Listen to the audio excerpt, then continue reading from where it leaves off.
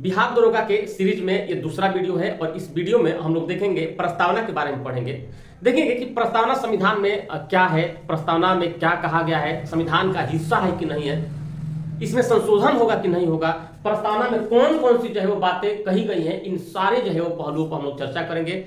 इस वीडियो को देखने के बाद आपका कोई भी प्रश्न, चाहे बिहार दरोगा का हो, चाहे सीजीएल 4 का हो, चाहे एईडीओ का एग्जाम का पेपर हो, कोई भी आपका सवाल नहीं छूटेगा, क्योंकि इस वीडियो में प्रस्तावना से संबंधित जितने भी प्रश्न हैं उस सारा प्रश्न जो है वो आपको बता दिया जाएगा। मेरा टारगेट भी यही रहता है कि प्रश्न पढ़ाने के बाद, चैप्टर पढ़ाने के बाद आप कोई भी सवाल बनाइए, कहीं से भी बनाइए, कहीं से भी समस्या होने वाला नहीं है। बाकायदे पढ़ाने के बाद मैं भी जो है वो प्रश्न एमसीक्यू प्रीवियस ईयर का सॉल्व कराऊंगा। दूसरा वीडियो है, पहला वीडियो अपलोड होकर फेसबुक पे चला गया है, यूट्यूब पे चला गया है, उसको देख लीजिएगा। पहला वीडियो काफी बेसिक वीडियो है और उसको आपको देखना चाहिए, उससे आपका समझ बढ़ता है। इसके अलावा जो मेरा वीडियो आएगा वो सिलसिलेवार ढंग से होगा, चिल्लाने वाला वीडियो नहीं होता है, वन लाइनर वीडियो नहीं होता है, बल्कि बेसिक वीडियो होता है जो आपको प्रश्न आपका नहीं छूटेगा, देखने के बाद याद रखिएगा। चलिए आते हैं हम लोग। वीडियो अच्छा लगता है तो वीडियो को लाइक कीजिएगा, वीडियो को सब्सक्राइब कीजिएगा, वीडियो को शेयर कर दीजिएगा। फेसबुक से जुड़े हैं तो फेसबुक पर शेयर कर दीजिएगा और यूट्यूब पे जुड़े हैं तो लाइक सब्सक्राइब शेयर तीनों कर दीजिएगा। आइए हम लोग देखते हैं प्रस्तावना क्या है। तो सबसे पहले समझते हैं कि जो प्रस्तावना है ये क्या है। ये संविधान के लिए एक भूमिका की भांति है। प्रस्तावना क्या है? संविधान के लिए एक भूमिका की भांति है जो संविधान के उद्देश्यों को बताती है, जो संविधान के शासन प्रणाली को बतलाती है और लागू होने की तिथि का उल्लेख करती है। इसी को हम लोग प्रियम्बल बोलते हैं, इसी को हम लोग प्रस्तावना कहते हैं। प्रश्न में आएगा कि प्रस्तावना को कब जो है वो अंगीकृत किया गया, कब अधिनियमित किया गया और कब अत्मार्पित किया गया। तो हो जाएगा 26 नवंबर 1949। क्या हो जाएगा? 26 नवंबर 1949। और इसी को हम लोग जो है वो संविधान दिवस के रूप में इसको हम लोग जानते हैं। तो प्रश्न आता है कि प्रस्तावना को अंगीकृत कब किया गया, अधिनियमित कब किया गया और अत्मार्पित कब किया गया। तो आंसर क्या हो जाएगा? 26 नवंबर 1949 हो जाएगा। तो हमने कहा कि जो प्रस्तावना है ये संविधान के लिए एक भूमिका की भांति है जो संविधान के उद्देश्य, शासन प्रणाली, आदर्श हो गया और उसे लागू होने की तिथि का उल्लेख करती है। इसी को हम लोग क्या बोलते हैं? प्रस्तावना कहते हैं। क्लियर हुआ? दूसरा नंबर क्या जानेंगे हम लोग? देखेंगे कि जो प्रस्तावना है इसको किसने पेश किया था। बहुत ज्यादा इंपॉर्टेंट है ये प्रश्न। तो प्रस्तावना को पेश किया था जवाहरलाल नेहरू ने पेश किया था। कब पेश किया था अगर प्रश्न में आएगा तो कब पेश किया था? 13 दिसंबर 1946 में संविधान सभा में जवाहरलाल नेहरू ने उद्देश्य प्रस्ताव पेश किया और 22 जनवरी 1947 को संविधान सभा ने जवाहरलाल नेहरू के द्वारा उद्देश्य प्रस्ताव को क्या कर लिया गया? स्वीकार कर लिया गया और यही जो है वो भारत का क्या बन गया? प्रस्तावना बन गया।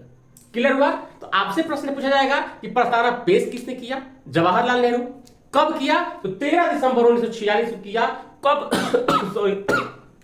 कब स्वीकार कर लिया गया? तो 22 जनवरी 1947 को प्रस्तावना को स्वीकार कर लिया गया। यही आपसे जो है प्रश्न आएगा, बहुत ज्यादा इंपॉर्टेंट है, याद रखिएगा, कोई प्रश्न आपसे छूटने वाला नहीं है। अब हम लोग देखेंगे कि प्रस्तावना की व्याख्या करते हैं कि प्रस्तावना में क्या क्या बातें कही गई हैं। जैसे देखिएगा, शुरुआत किया गया है कि हम भारत के लोग भारत को संपूर्ण प्रभुत्व संपन्न समाजवादी देश, ऐसे शुरुआत किया गया है प्रस्तावना में। इसका मतलब पहला क्या कहा गया है? हम भारत के लोग। तो प्रस्तावना का जब हम लोग व्याख्या करते हैं तो हम लोग तीन बातें देखते हैं। सबसे पहला देखते हैं कि सत्ता का स्रोत कौन है। सत्ता का स्रोत क्या है? सबसे पहला बात प्रस्तावना ये बताता है कि सत्ता का स्रोत कौन है, सत्ता का स्रोत क्या है। तो प्रस्तावना बताएगा कि सत्ता का स्रोत क्या है? जनता है। प्रस्तावना क्या बताता है? सत्ता का स्रोत क्या है? वो जनता है। दूसरे नंबर पर प्रस्तावना बताता है सत्ता का स्वरूप, बतलाता है कि सत्ता का स्वरूप कैसा होगा। तो सत्ता का स्वरूप कैसा होगा?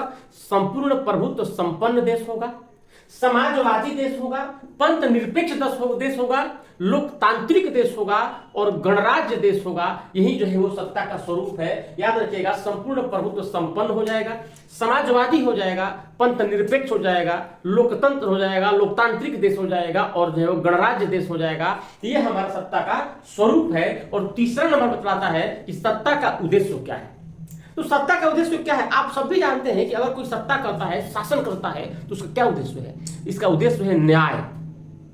न्याय होना चाहिए। और न्याय तीन प्रकार की, प्रस्तावना में तीन प्रकार की न्याय की बात की गई है। सामाजिक न्याय की बात की गई है, आर्थिक न्याय की बात की गई है और राजनीतिक न्याय की बात की गई है प्रस्तावना में। तो प्रश्न में आता है कि कितने प्रकार के न्याय की बात की गई है, तो तीन प्रकार के न्याय की बात की गई है। पहला क्या हो जाएगा, सामाजिक, आर्थिक, राजनीतिक जो है वो यही तीन प्रकार के न्याय की बात की गई है। और क्या होगा इसका उद्देश्य, और सत्ता का उद्देश्य क्या हो जाएगा, स्वतंत्रता हो जाएगा। सत्ता का उद्देश्य क्या होगा, स्वतंत्रता होगा। स्वतंत्रता जो है वो पांच प्रकार की स्वतंत्रता की बात की गई है प्रस्तावना में। कौन कौन हो जाएगा, तो विचार हो जाएगा, अभिव्यक्ति हो जाएगा, विश्वास हो जाएगा, धर्म हो जाएगा और उपासना हो जाएगा। क्या हो जाएगा, विचार हो जाएगा, अभिव्यक्ति हो जाएगा, विश्वास हो जाएगा, धर्म हो जाएगा और उपासना। ये पांच प्रकार की स्वतंत्रता की बात करता है कौन, प्रस्तावना में पांच प्रकार की स्वतंत्रता के बारे में दिया गया है। और क्या है, समानता होना चाहिए। कैसी समानता होना चाहिए, दो प्रकार की समानता की बात करता है, प्रतिष्ठा की समानता की बात करता है और अवसर की समानता की बात करता है। क्लियर है। और इसके बाद क्या होगा, व्यक्ति की गरिमा हो जाएगा, बद्धता हो जाएगा, एकता अखंडता हो जाएगा। यही हमारा सत्ता का उद्देश्य होना चाहिए। तो हमने क्या कहा कि प्रस्तावना तीन बातें बतलाती है कि सत्ता का स्रोत क्या होगा, सत्ता का स्रोत जनता होगा। सत्ता का स्वरूप क्या होगा, तो संपूर्ण प्रभुत्व संपन्न देश होगा, समाजवादी देश होगा, पंथ निरपेक्ष होगा, लोकतांत्रिक देश होगा, गणराज्य होगा। ये सत्ता का स्वरूप है। और उद्देश्य में हमने बताया कि न्याय होना चाहिए, सामाजिक, आर्थिक, राजनीतिक न्याय होनी चाहिए, स्वतंत्रता होनी चाहिए, विचार, अभिव्यक्ति, विश्वास, धर्म, उपासना की स्वतंत्रता होनी चाहिए। इसके अलावा समानता होनी चाहिए, अवसर और प्रतिष्ठा की समानता होनी चाहिए, बद्धता होनी चाहिए, व्यक्ति की गरिमा होनी चाहिए, एकता और अखंडता होनी चाहिए। यही हमारा सत्ता का क्या होना चाहिए, उद्देश्य होना चाहिए। क्लियर है। कुछ प्रश्न में आते हैं कि संपूर्ण प्रभुत्व संपन्न देश किसे बोलते हैं। अभी प्रश्न में लगातार रहा है कि संपूर्ण प्रभुत्व संपन्न का मतलब क्या होता है। संपूर्ण प्रभुत्व संपन्न का मतलब होता है कि कोई देश अपनी नीतियां, आंतरिक नीतियां, बाहरी नीतियां किसी दूसरे देश के दबाव में ना बनाता हो, उस देश को हम लोग बोलते हैं संपूर्ण प्रभुत्व संपन्न देश बोलते हैं। भारत एक संपूर्ण प्रभुत्व संपन्न देश है, याद रखिएगा। पंथ निरपेक्ष क्या है, पंथ निरपेक्ष उसको बोलते हैं कि राज्य का कोई अपना राजकीय धर्म नहीं होना चाहिए, बल्कि राज्य धर्म के आधार पर किसी व्यक्ति के साथ भेदभाव नहीं करता हो, उससे हम लोग जो है वो पंथ निरपेक्ष जो है वो उसे हम लोग कहते हैं। और अंतिम में एक शब्द है कि गणराज्य आता है, कि गणराज्य जो है वो किसे बोलते हैं, तो याद रखिएगा, राष्ट्र का प्रमुख मनोनीत नहीं होना चाहिए, राष्ट्र का प्रमुख जो है वो वंशानुगुणित नहीं होना चाहिए, बल्कि राष्ट्र का प्रमुख जो है वो प्रत्यक्ष रूप से या अप्रत्यक्ष रूप से निर्वाचित होना चाहिए। उसी को हम लोग गणराज्य बोलते हैं, याद रखिएगा। क्लियर हुआ। उसको क्या बोलते हैं हम लोग, गणराज्य बोलते हैं। और एक शब्द उसमें और है, शब्द है कि समाजवाद किसे बोलते हैं। समाजवाद का मतलब क्या होता है, देखिए सुप्रीम कोर्ट ने भारत में समाजवाद का परिभाषा दिया है कि आय की असमानता को कम करना, वंचित वर्गों का कल्याण करना, कहा गया है जीवन स्तर की असमानता को जो है वो कम करना, और जो है कहा गया है कि सभी स्तर पर शोषण की समाप्ति करना, कहा गया क्या, ये समाजवाद है। इसी को जो है वो समाजवाद कहा गया है। तो ये पांच वर्ड हम लोग देख लिए, इसका मतलब क्या होता है। आइए, कुछ इंपॉर्टेंट मुद्दा है जो परीक्षा में लगातार पूछा जाता है। और इंपॉर्टेंट मुद्दा क्या है, इंपॉर्टेंट मुद्दा है कि प्रस्तावना संविधान का हिस्सा है कि नहीं है, और प्रस्तावना संशोधनीय है कि नहीं है, ये बहुत इंपॉर्टेंट मुद्दा है। आइए देखते हैं कि हम लोग देखते हैं कि पहला क्या, कि प्रस्तावना जो है वो संविधान का हिस्सा है कि नहीं है, और प्रस्तावना संशोधनीय है कि नहीं है। दो प्रश्न है। देखिए, इसमें जो पहला केस आया था, इस केस का नाम है बेरूबाड़ी केस, 1960 में आया। और बेरूबाड़ी केस में कह दिया गया कि प्रस्तावना संविधान का हिस्सा नहीं है, इसलिए प्रस्तावना में संशोधन नहीं हो सकता।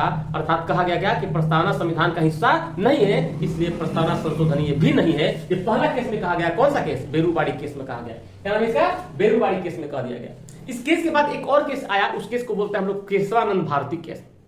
क्या बोलते हैं, केशवानंद भारती केस बोलते हैं। केशवानंद भारती केस में कहा गया कि प्रस्तावना संविधान का हिस्सा है और प्रस्तावना संशोधनीय भी है, लेकिन यदि प्रस्तावना में कोई मूल ढांचा होता है तो उस मूल ढांचा में संशोधन नहीं होगा। ये केशवानंद भारती केस में कहा गया। तो याद रखिएगा, वर्तमान में यही लागू है कि प्रस्तावना संशोधनीय है, लेकिन प्रस्तावना में यदि कोई मूल ढांचा हो तो उसमें संशोधन नहीं हो सकता है। और ये भी याद रखिएगा कि प्रस्तावना संविधान का हिस्सा है। एक बार अभी तक प्रस्तावना में संशोधन हुआ है, और कौन सा है, तो 42वां संविधान संशोधन 1976। एक बार सिर्फ अभी तक प्रस्तावना में संशोधन हुआ है, और 3 शब्द जोड़ा गया है। उसमें कौन कौन है, समाजवादी शब्द जोड़ा गया है, पंथ निरपेक्ष है और अखंडता। 3 जो है वो शब्द है प्रस्तावना में जो है वो जोड़ा गया है, और एक ही बार अभी तक जो है प्रस्तावना संशोधन हुआ है।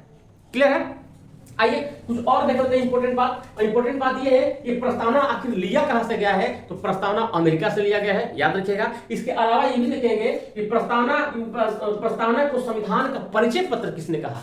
आता है कि प्रस्तावना को संविधान का परिचय पत्र किसने कहा है, नाम है इनका N.A. पालकीवाला ने। हमने कहा कि N.A. पालकीवाला ने प्रस्तावना को संविधान का परिचय पत्र कहा गया है। संविधान जो है कहां से लिया गया है, प्रस्तावना तो अमेरिका से लिया गया है। एक और प्रश्न है कि प्रस्तावना में जो समानता है, स्वतंत्रता है, जो बंधुता है, उसका आदर्श कहां से लिया गया है, याद रखिएगा फ्रांस के क्रांति से लिया गया है। कहां से लिया गया है, फ्रांस के क्रांति से जो है वो ये लिया गया है। यही हमारा हो गया प्रस्तावना। प्रस्तावना में इससे अधिक प्रश्न आपसे नहीं पूछा जाएगा, याद रखिएगा। आपसे 4-5 प्रश्न ही प्रस्तावना से सबसे अधिक इंपॉर्टेंट है। बता देता हूं, प्रस्तावना कहां से लिया गया है, अमेरिका से लिया गया है। प्रस्तावना किसने पेश किया है, जवाहरलाल नेहरू ने पेश किया है। कब किया है, 13 दिसंबर 1946। कब स्वीकार किया गया, 22 जनवरी 1947। परिचय पत्र किसने कहा, N.A. पालकीवाला ने कहा। ये आपके प्रश्न में आएगा। कितना बार संशोधन हुआ है, एक बार। कौन हुआ है, 42वां संविधान संशोधन 1976। क्या क्या जोड़ा गया है, 3 शब्द जोड़ा गया है, समाजवादी, पंथ निरपेक्ष और अखंडता। 3 शब्द जोड़ा गया है। पूछा जाएगा कि जब प्रस्तावना संविधान का हिस्सा है कि नहीं, तो आपको कहना है कि संविधान का हिस्सा है। कब कहा गया, तो केशवानंद भारती के 1973 में कहा गया कि प्रस्तावना संविधान का हिस्सा है, लेकिन उसमें कोई मूल संशोधन, मूल ढांचा है तो उस पर संशोधन नहीं हो सकता। और ये भी कहा गया कि प्रस्तावना संशोधन ये है। तो यही आपके सवाल है, इसी के इर्द गिर्द सवाल रहेगा, आपसे इससे अधिक सवाल नहीं पूछा जाएगा।